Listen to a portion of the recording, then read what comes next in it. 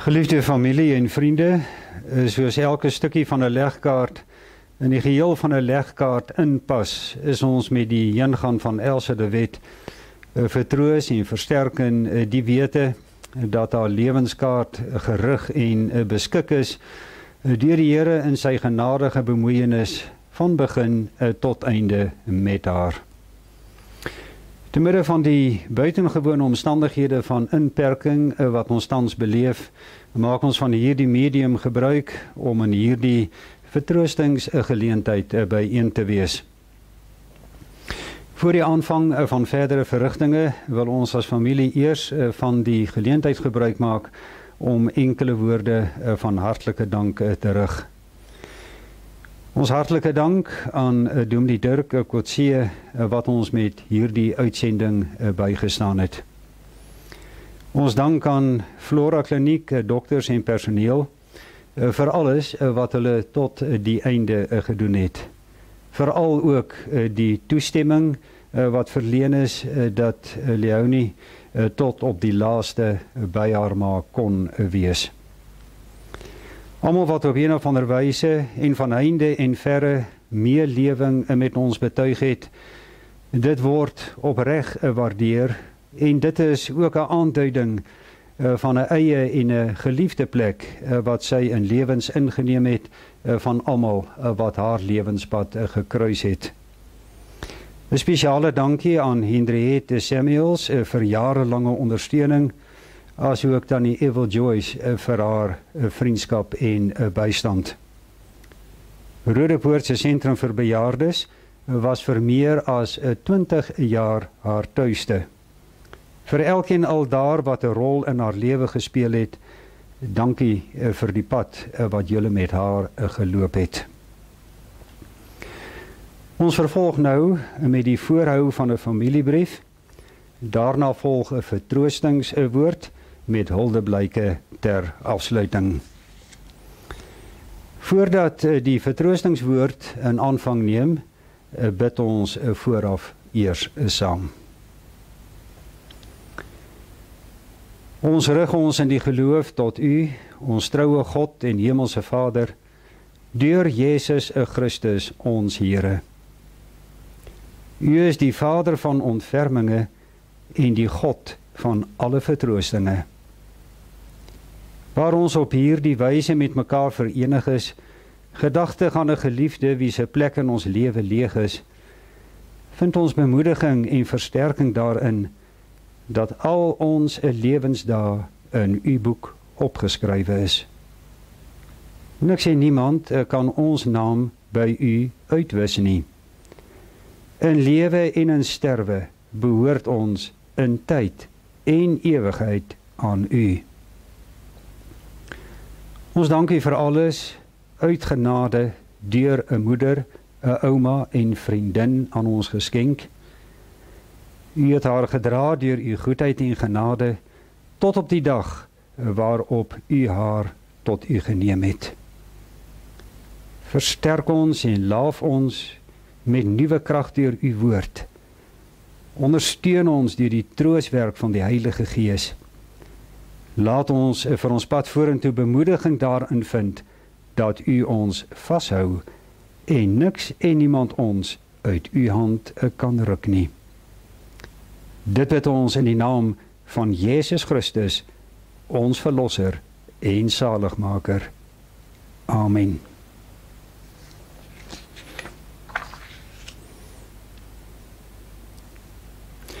Ons hou nou die familiebrief voor en die familiebrief lees soos volg.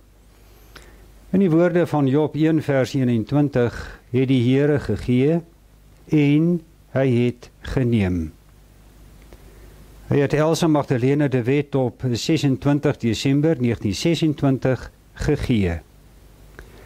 Saam met haar het hy die seën van herinneringe gegee wat ons in verskillende verbintenisse met haar as moeder, ouma grootjie, familielid en vriendin koester. Elkeen wat 'n pad met haar geloop het, kan op 'n eie wyse daarvan getuig wat sy vir hulle beteken het. Hartseer het haar lewenspad gekruis met pa Chris en Pieter, wat jonk oorlede is. Sy was vir ons almal 'n voorbeeld in die geloof in die dra van beproewinge op haar lewenspad. Op 19 Mei 2020 het die Here haar na 'n operasie ondergaan in die ouderdom van 93 jaar tot hom geneem, in die versekering van Romeine 8 dat niks ons van die liefde van God kan skei nie, die liefde wat daar is in Jesus Christus ons Here. Job 1 vers 21 sluit hiermee af, die naam van die Here sy geloofd. Ons dank die Here vir kosbare en dankbare herinneringe wat ons in aardse tyd aan haar het. Namens die kinders, Eddie en Leonie, Elzaan en Andrei, kleinkinders, Elmarie en Beyers, Marianne en François, Carlien en Albert, Isanke en Christian, en die agterkleinkinders, Christian, Alexander, Benjamin, Felix, Roo, Mieke, Julia en Iliana. Ons vervolg nou met die vertroostingswoord. Ons gaan nou die woord van die Here saam lees uit 1 Petrus 1 verse 3 en 9. En dan sal ek weer verse 3 en 4 herhaal as die kernverse, die fokusverse vir vertroosting. 1 Petrus 1 vers 3 tot 9. Aan God die Vader van ons Here Jesus Christus kom al die lof toe. In sy groot ontferming het hy ons die nuwe lewe geskenk deur die opstanding van Jesus Christus uit die dood. Nou het ons 'n lewende hoop op die onverganklike, onbesmette en onverwelklike erfenis wat in die hemel ook vir julle in bewaring gehou word. En omdat julle glo, word ook julle deur die krag van God veilig bewaar vir die saligheid wat reeds gereed is om aan die einde van die tyd geopenbaar te word.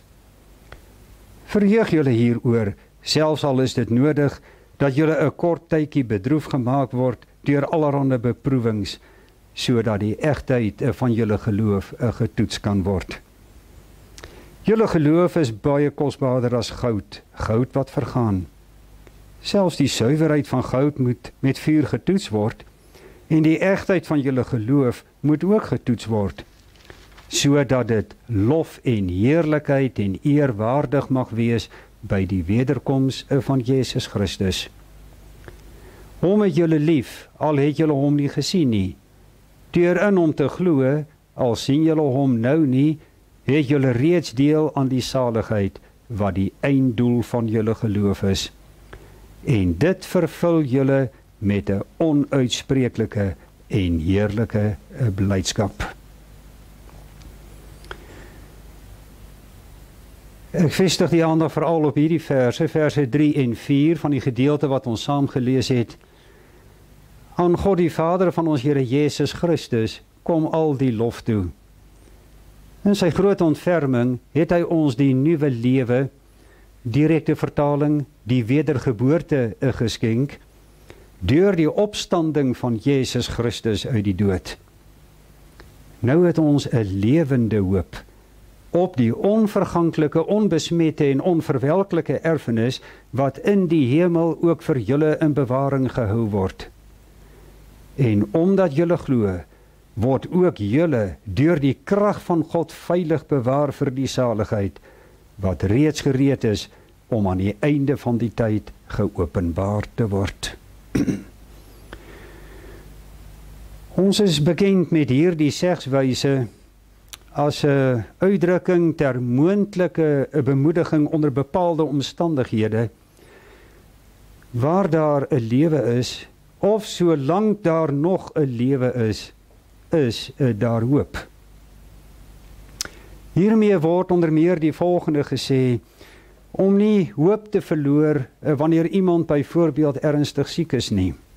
Met ander woorde, daar is nog altyd hoop op 'n beterskap, al sou dan selfs ook die lewe aan 'n dun draadjie hang.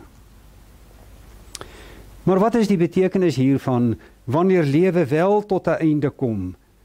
Soos in die beeldryke taal van die prediker, Die tyd wanneer die silwerdraad afgebreek word en die goue kruik breek.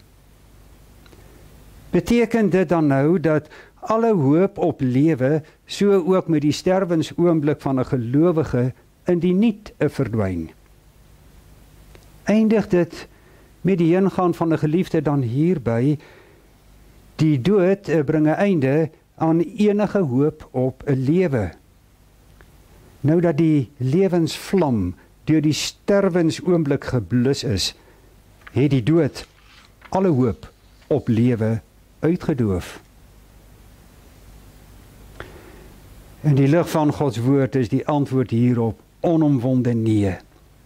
Trouwens, op grond van die tekswoord is omgekeerd, ja presies omgekeerd hieraan, waar daar lewe is daar hoop, die volgende as waarlik trooste verkondig. Waar daar hoop is, is daar lewe. Die woord ontken nie hartseer in die afstand van 'n geliefde aan die dood nie, maar ons treur nie soos hulle wat geen hoop het nie. Van die tekswoord is hieroor aan die woord. Aan God die Vader kom die lof toe, wat deur die heilsdaad van Christus se opstanding uit die dood, die gelowige aan 'n nuwe lewe laat 'n deel kry. Hier die lewensvlam van 'n nuwe lewe ontsteek God deur die wedergeboorte in die lewe van die gelowige. In sy genade het die Here die nuwe lewe aan Elsa in aardse tyd geskenk. Hy het deur die genadewerking van die Heilige Gees haar lewe in 'n nuwe lewe laat wortel skiet. Die tekens hiervan was merkbaar. Die tekens hiervan was hierin herkenbaar. Haar liefde in verhouding tot God, haar innige verdieping in Gods woord, haar volhardende toevlugneming tot haar hemelse Vader deur Jesus Christus ons Here. Hierdie nuwe lewe as Gods weldaad het veral ook die volgende ten gevolg, waarop die tekswoord baie duidelik en pertinent die aandag vestig. Ons het 'n lewende hoop. Ons het 'n lewende hoop. In die aardse lewe is Gods kind ten aansien van die dood nie sonder hoop aan uitsigloosheid uitgelewer nie. Inteendeel, Christus is 'n opstanding, is die grond daarvan dat ons 'n lewende hoop het. Hierdie hoop is lewend omdat dit die uitsig het op die lewe na die dood. In lewe en in sterwe word die gelowige deur hierdie hoop gedra. Omdat Christus 'n lewe, het die dood nie die laaste woord nie.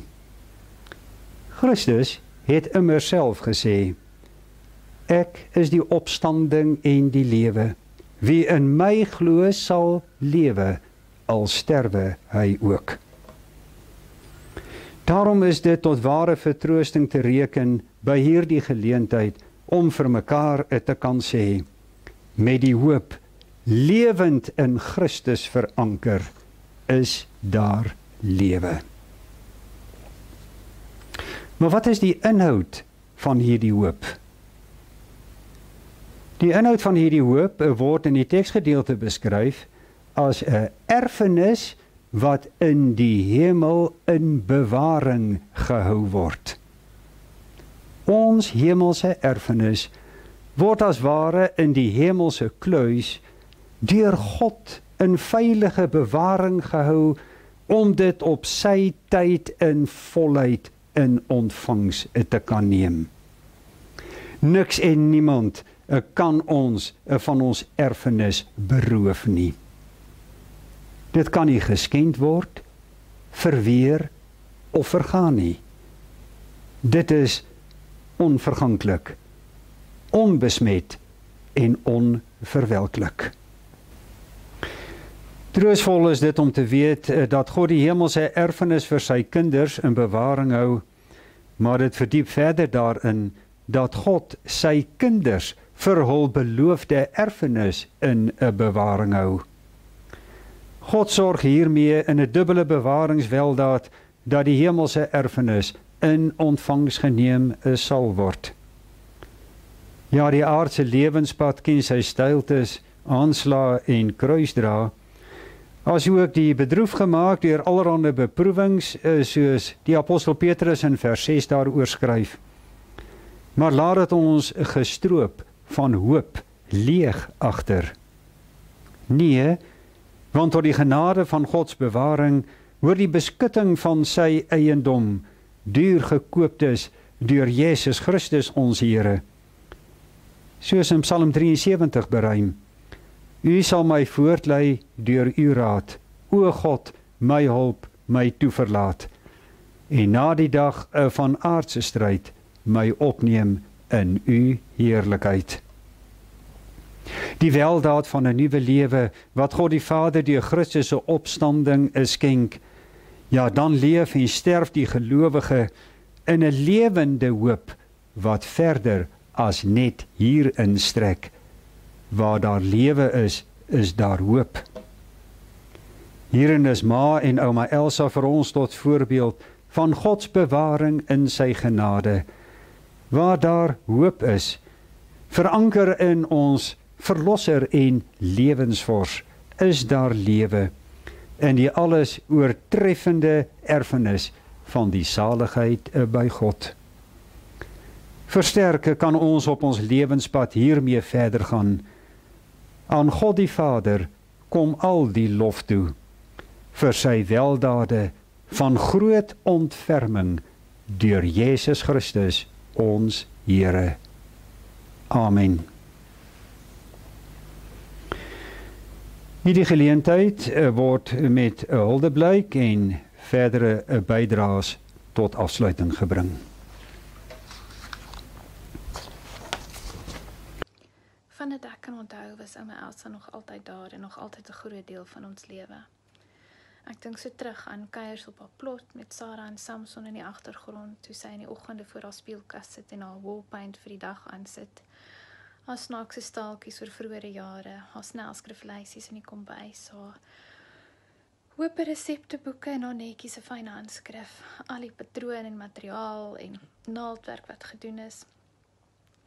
En haar hande wat vir absoluut niks verkeerd gestaan het nie, maar meeste van alles haar onvoorwaardelike liefde en belangstelling in alles wat ons doen.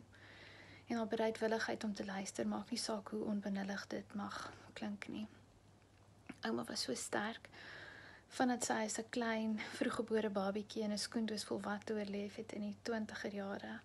Sy het nie maklik groot geword nie, sy was vir lank 'n enkelwerkende ma, maar sy het haar weggebaan en die laaste paar jare waar sy 'n paar fisiese terugslag gehad het en so broos soos 'n klein voeltjie geword het. Deur dit alles was sy so standvastig en so onafhanklik en trots en het aanhou omgee vir ander mense en dis eienskappe wat my nog altyd geïnspireer het en my altyd sal bybly. Ouma was 'n ma en 'n ouma en 'n vriendin vir baie, nie net vir ons nie, en daarvan getuig haar vriendskappe met mense van jong tot oud, oor die grense van dorpe en provinsies en kontinente. En sy gaan deur baie gemis word. Ouma laat 'n baie groot leemte, en ek gaan ouma baie mis. Maar ek groet ouma nie vandag nie, want ouma se menswees en bestaan is in my lewe ingeëet. En ek neem ouma saam met my. Ek weet ouma sou nie meer afhanklik wou gewees het van mense as wat nodig is, en ek is baie dankbaar dat dit ouma gespaar is. Ek wens ek kon daar gewees het om ouma nog een keer vas te druk en ouma te troos en moed te praat soos ouma dit altyd vir ons gedoen het, maar ek glo dat ouma vrede gevind het en ek gaan ouma mis. Nou met Moedersdag lees ek, Life doesn't come with a manual, it comes with a mother. Maar ek dink my ma was 'n ma en 'n manual. Sy is 'n gebore Nudee, afstammelinge van die Franse Hugenote, onwrikbaar vas in haar geloof. 'n vriendin maak 'n opmerking, die grootste gemis wat julle aan haar gaan hê, is dat daar iemand minder is om vir julle te bid. Haar geliefde spreuk was, anything worth doing at all is worth doing well. Afskepwerk is nie geduld nie. Sy het nie nonsens gevat nie. Sy kon werk, 'n bobaasbakster. Jy sal altyd 'n vars tuisgemaakte lekkerny kry wanneer jy daar gaan kuier. Sy was altyd bereid om met jou 'n beproefde resep te deel. Met verjaarsdae het die tafel gekreun onder die eetgoed, alles self gemaak. Sy het dikwels vir die koshuiskinders wat verjaarkoek gebak. Sy kon die fynste, netjieste naaldwerk doen, soos tatting, kunstige borduurwerk en getailleerde klere. My en die dogters het matriekafskeidrokke en trourokke gemaak. Sy kon 'n rok van 'n klein prentjie af ontwerp. Sy en tannie Letitia het die allermooiste balletkostuums soos tutus vir die balletskool gemaak. Haar huis was oop vir ieder en elk en almal is met warmte ontvang. Sy was 'n dame wie jy altyd deur 'n ring kon trek en ook so netjies in haar huis. Jy mag nie in die wasbak 'n koppie gelaat het wanneer jy gaan slaap nie. Alles moes opgeruim wees. Sy was baie betrokke by die gemeenskap en kerkaktiwiteite soos die kinderkrans, vrouevereniging en fondsinsamelings, koor gesing, klavier gespeel en baie lief vir klassieke musiek. Sy was jarelank by die Vroue Landbou Unie en die Vroue Federasie betrokke. Sy sou sonder om 'n oog te knip vir 150 mense vleis gaar maak vir 'n funksie. Selfs in die aftreeoord waar sy lank gewoon het, was sy nog aktief betrokke by die sosiale vriendskapsklub en is daar steeds gebak en funksies gereël. Sy het nog verlede jaar hondjies gebrei vir die polisie se projek vir getraumatiseerde kinders. Haar verstand vlijmskerp. Die koerant van voor tot agter gelees en sy het geweet wat in die wêreld ingaan. Sy het my nog die maandagoggend na haar operasie die 18de baie vroeg gebel om my te herinner aan Tannie Minnie se verjaarsdag die dag. Sy en Tannie Minnie het in die 40er jare saam studeer in Pretoria. Dit was 'n groot voorreg vir ons om in 'n geborge huis groot te word met kosbare ouers. Sy en my pa het Pieter en my belange op die harte gedra en altyd so belang gestel in die kinders en kleinkinders se doen en late. Liewe mamma, ons salueer jou en eer jou nagedagtenis.